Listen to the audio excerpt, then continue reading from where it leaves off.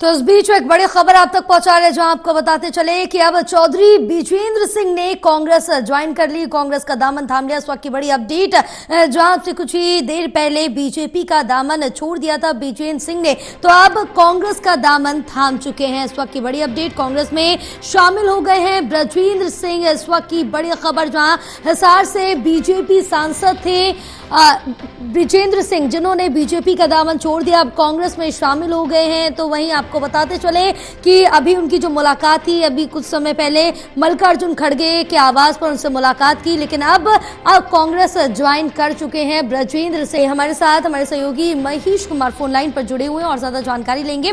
महेश, अब जिस तरह से देखिए कि अभी कुछ समय पहले आज भी इस्तीफा दे दिया है, हिसार से बीजेपी सांसद थे ब्रजविंद्र सिंह, अब कांग्रेस का दामन थाम चुके हैं।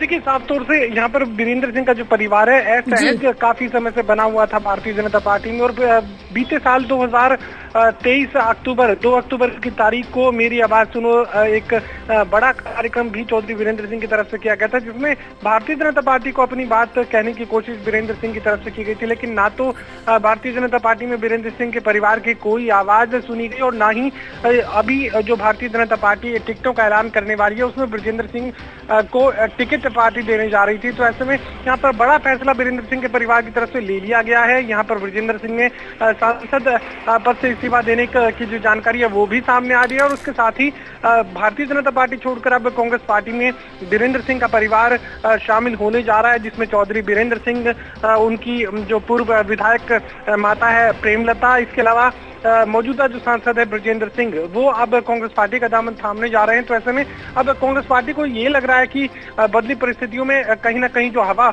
मोदी की गारंटी के साथ भारतीय जनता पार्टी हरियाणा प्रदेश में महसूस कर रही थी, फायदेमंद जो सौदा नजर आ रहा था, अब कहीं ना कहीं मुकाबला जो है कांग्रेस पार्टी देती हुई नजर आएगी। और इसमें महेश, आपके पास दोबारा आएंगे और ज्यादा जानकारी लेंगे। उस बीच कांग्रेस अध्यक्ष मल्लिकार्जुन क्या कुछ कहना सुनाते हैं। देकर दूसरे दिन अपने बीजेपी में ज्वाइन होता है, तो इसका मतलब है कि ऐसे मानसिकता वालों लोगों के उन्होंने बिठाया है हर जगह।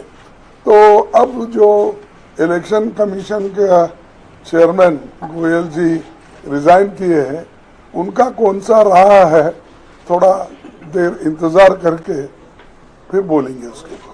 ममता दीदी कह रही है 42 सीटों पर टीएमसी अपने कैंडिडेट्स अनाउंस करने जा रही है पश्चिम बंगाल में। गठबंधन टूट गया, क्या गठबंधन नहीं होगा वहाँ पर? नहीं, ये देखिए, उसका तो मुकुल जी उसको रिप्लाई दे सकते हैं, लेकिन हमने तो एक अब डीएमके का वेणुगोपाल और मुकुल जी को हमने वहाँ भेजा था, जो अलायंस के सीट अपने गठबंधन के लिए, तो वहाँ पर हमारा हो गया 10 जो हमारे पहले थे, उस 10 को उन्होंने माना है।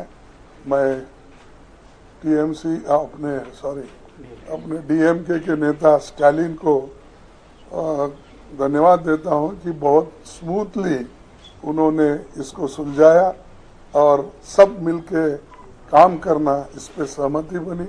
और हमारे जो टीम वहाँ पर गई थी उनको भी मैं धन्यवाद देता हूँ, क्योंकि मिलजुल के इस समस्या को उन्होंने सुलझाया, इसीलिए वो ठीक ठाक हो गए। हर जगह जहाँ भी हमारे साथ रहना चाहते हैं, मिलना चाहते हैं, हमारे दरवाजे खुले हैं, कभी भी हो सकता है किसके साथ भी, before withdrawal. Thank you. Thank you.